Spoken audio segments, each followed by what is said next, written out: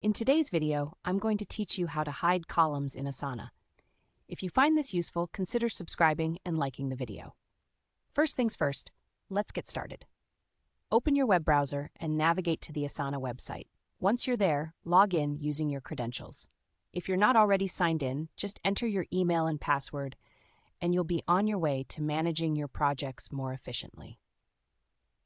Now, once you're logged in, find the specific Asana project where you want to make some adjustments to your visual column layout.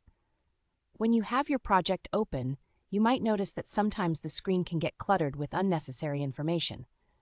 Fortunately, Asana gives you the flexibility to customize your view. Look for the Options button located in the top right corner of your project screen. This button often has 3 dots or a gear icon, depending on your view.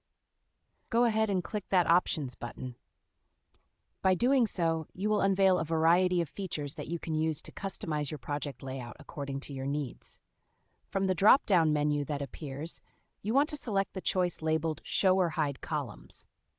This option allows you to take control of what's displayed in your main table view, making it easier to focus on what's important. Now, after you select that option, a list will populate showing all the columns that are currently part of your project's main table view. Take a moment to review this list. You want to identify the specific column that you wish to hide.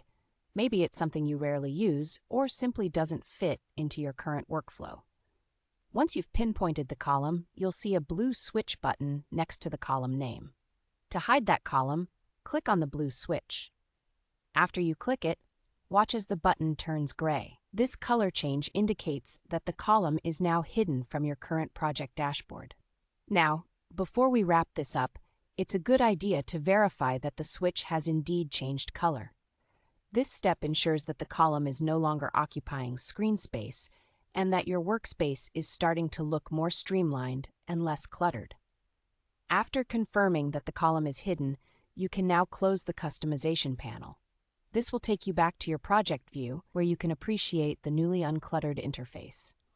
And just like that, you've successfully hidden a column in Asana. If you ever want to bring that column back, you can simply follow these steps again and toggle the switch back to blue. It's all about creating the workspace that works best for you. Thank you for watching. I hope you found this tutorial helpful. Remember, a neat workspace can significantly improve productivity.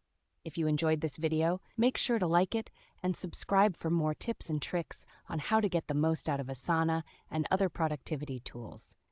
Happy project managing!